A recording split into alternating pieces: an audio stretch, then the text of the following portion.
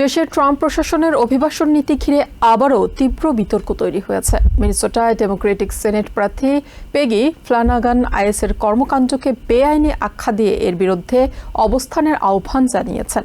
একই সময়ে ওহাইওতে আইএস কার্যালয়ের বাইরে জড়ো হয়েছেন বিক্ষোভকারীরা। আর ট্রাম্প প্রশাসনের নির্বাচন পরিকল্পনার ঐতিহাসিক শিকড় নিয়ে প্রশ্ন তুলেছেন সাংবাদিক মারিয়া হিনোহোসা ও ক্যালিফোর্নিয়া মিউজিয়ামের বোর্ড সদস্য পাবলো এসপিনোজা। মিনেসোটার লেফটেন্যান্ট গভর্নর ও ডেমোক্রেটিক সেনেট প্রার্থী পেগি ফ্লানাগান বলেছেন, অভিবাসন নীতিতে ডোনাল্ড ট্রাম্প প্রশাসনের অবস্থানের বিরুদ্ধে কঠোরভাবে দাঁড়াতে হবে। তার দাবি, আইএসকে এমন কর্মকাণ্ডের সুযোগ দেওয়া হয়েছে যা কমিউনিটিগুলোতে আতঙ্ক তৈরি করছে। ফ্লানাগান বলেন, তিনি কর্পোরেট অর্থের ওপর নির্ভর করতে চান না এবং সাধারণ মানুষের স্বার্থকেই রাজনীতির কেন্দ্রে রাখতে চান। স্বাস্থ্যসেবা ও জীবনযাত্রার ব্যয় কমানোর পাশাপাশি অভিবাসন সংস্কারে নিরাপত্তা, মর্যাদা ও নাগরিকত্বের পথ রাখার পক্ষেও অবস্থান জানান তিনি।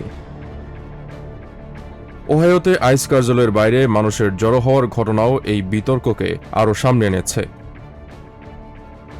ট্রাম্পের বর্তমান অভিবাসন অভিযানকে সাবেক প্রেসিডেন্ট ডুয়াইট আইজেন হাওয়ারের 1954 সালের অপারেশন ওয়েটব্যাকের সঙ্গে তুলনা করা হয়েছে। ওই অভিযানে ব্যাপক সংখ্যক মেক্সিকান অভিবাসীকে নির্বাসন দেওয়া হয়েছিল এবং এর পদ্ধতি নিয়ে দীর্ঘদিন ধরে বিতর্ক রয়েছে।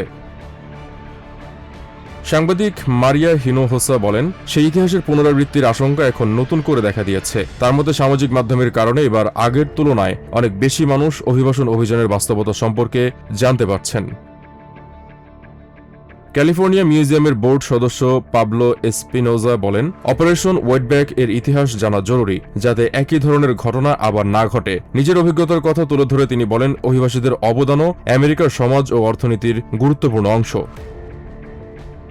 হিনোহোসা আরও বলেন, বর্তমান পরিস্থিতি শুধু অভিবাসীদের জন্য নয়, পুরো সমাজের জন্য একটি প্রশ্ন তৈরি করেছে। অতীতের ভুলের পুনরাবৃত্তি ঠেকাতে এখন মানুষ কি করবে? অন্যদিকে জন্মসূত্রে নাগরিকত্ব নিয়েও ট্রাম্প প্রশাসনের সঙ্গে নতুন আইনি লড়াইয়ের প্রস্তুতি চলছে। ক্যালিফোর্নিয়ার অ্যাটর্নি জেনারেল রব বন্টন নতুন নির্বাহী আদেশকে অসাংবিধানিক বলে মন্তব্য করেছেন। তার দাবি, আমেরিকার মাটিতে জন্মগ্রহণ করলে নাগরিকত্বের অধিকার সংবিধান নিশ্চিত করে। বন্টার মতে, প্রেসিডেন্ট আদালতের রায়ের মাধ্যমে নিশ্চিত হওয়া জন্মসূত্রে নাগরিকত্বের সাংবিধানিক বিধান একতরফাভাবে পরিবর্তন করতে পারেন না।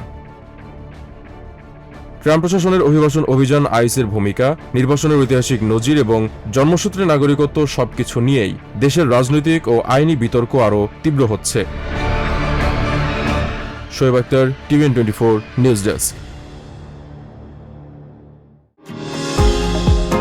নিউ ইয়র্ক থেকে সম্প্রচারিত TVN24 টেলিভিশন বিশ্বজুড়ে বাঙালির কণ্ঠস্বর।